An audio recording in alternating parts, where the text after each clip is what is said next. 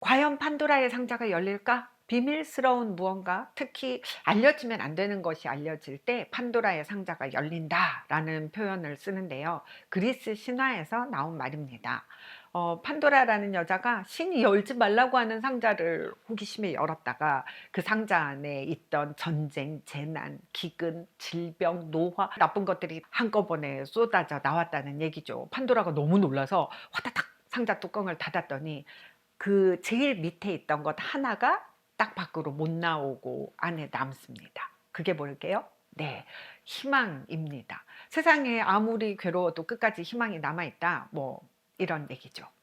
도대체 판도라는 왜 그랬을까요? 멍청해서? 바보라서? 애초에 판도라는 제우스가 어느 남자 신에게 보복을 하려고 일부러 만든 존재입니다. 사건은 이제 프로메테우스에서 시작을 합니다.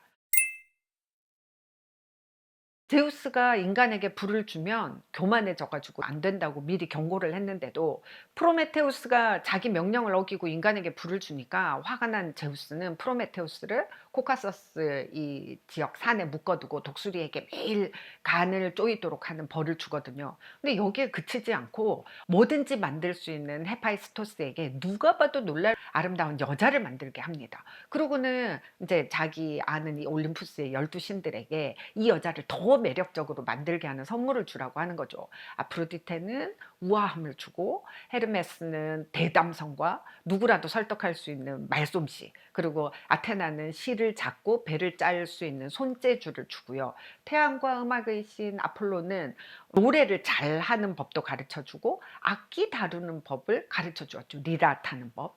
그리고 헤라는 호기심을 주었고요. 마지막으로 제우스는 약간의 바보스러움과 장난기, 게으름을 선물로 주었습니다. 생각해보면 진짜 너무 매력적인 여자 아닌가요? 호기심과 장난기와 거기에다가 약간의 허당기까지 주다니. 판도라는 모든 선물을 받은 사람이라는 뜻입니다. 그런데 이 여자가 어째서 복수의 방법이 되느냐? 제우스는 판도라를 프로메테우스와 동생 에피메테우스에게 선물로 줍니다. 그러면서 선물을 하나 더 보내는데 절대로 열어보지 말라면서 상자를 하나 주는 거죠. 열어보지 말라고 할 거면 그 상자를 왜 선물로 준 건지 함정을 판 거죠. 프로메테우스는 코카서스 산에 끌려가면서도 동생에게 그 여자와 결혼하지 말라고 경고를 합니다. 원래 프로메테우스가 미래를 보고 미리 생각하는 사람인 거잖아요. 프로메테우스는 미래를 보는 사람이니까 결혼을 하고 그 상자를 열면 어떻게 될지 이미 알지만 동생 에피메테우스는 판도라를 보자마자 반해서 결혼을 합니다. 형이 하지 말라는데. 그 후에 판도라는 헤라가 준 호기심과 제우스가 준 장난기가 합쳐졌겠죠. 못 참고 이 상자를 열어봅니다. 상자 안에서는 가난, 증오, 질투, 분노, 고통, 슬픔, 전쟁 등등등등 온갖 재앙이 다 빠져나와서 세상에 퍼져버리고 뒤늦게 뚜껑을 닫는 바람에 맨 아래 희망이 여전히 남아있게 된 거죠. 인간이 손에 쥐고 있는 것은 희망밖에 없게 됩니다. 그런데 생각해 보면요. 이게 어째서 판도라 탓이고 하여간 여자들은 이런 소리를 듣게 만드는 이유가 되는지 모르겠어요. 애초에 제우스가 이렇게 하려고 판도라를 만들었잖아요. 그 대단한 신이 의도를 담아서 만들고 함정을 파놨는데 인간이 어떻게 그걸 피해가냐고요. 욕을 얻어먹으려면 제우스가 먹든지 아니면 제우스와 기싸움을 해서 제우스를 거역한 프로메테우스가 먹든지 애초에 문제를 제공을 했으니까요. 아니면 미래를 볼 줄 아는 지네 형이 결혼하지 말라고 하면 하지 말 것이지. 여자 이쁘다고 홀라당 반해가지고 꾸역꾸역 결혼하고 결혼했으면 박스 관리를 자기가 제대로 하든가. 에피메테우스가 욕을 얻어먹어야죠. 원래 에피메테우스는 나중에 생각하는 자니까 어쩔 수 없다. 이렇게 변명을 해주는 거잖아요.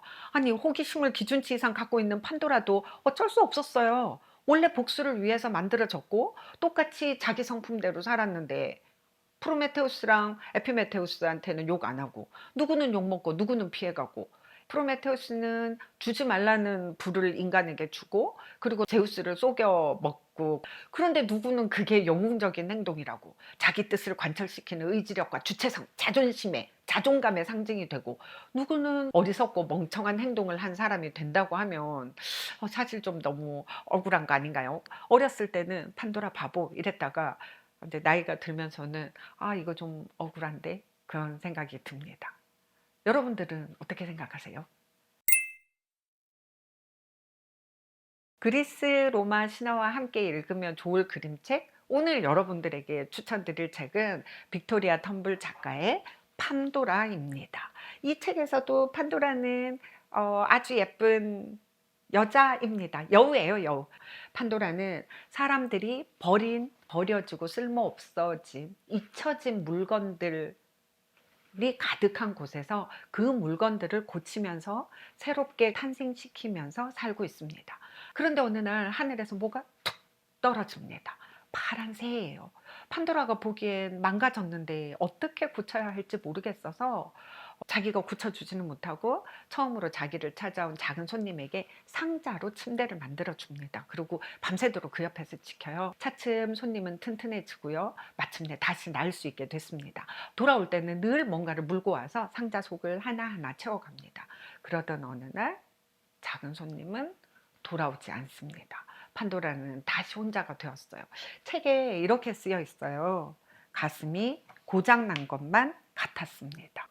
그렇게 시간이 흘러가고 어느 날 창밖이 환해져서 봤더니 나무가 자라 있습니다. 그 쓰레기 언덕에 나무가 가득 자라고 세상이 온통 숲으로 덮여 있어요.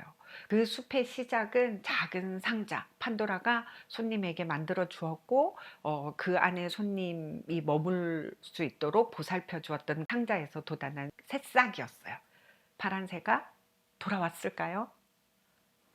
상자를 열었다고 왜 판도라만 욕을 먹냐? 제가 아까 좀 흥분을 했는데 저는 이 책이 너무너무 위로가 되었어요. 어차피 세상이 고통으로 가득 차 있는 것처럼 보인다 하더라도 우리 인간이 할 수 있는 행동이 하나 남아 있잖아요.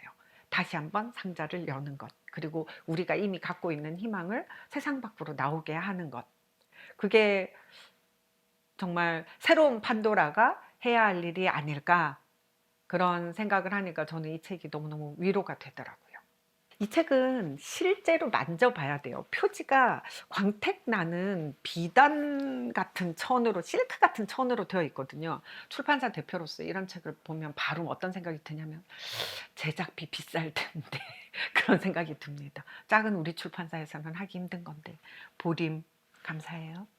이 표지를 만져보다가 깨달은 건데요. 앞표지에 있는 건 쓰레기들이고요.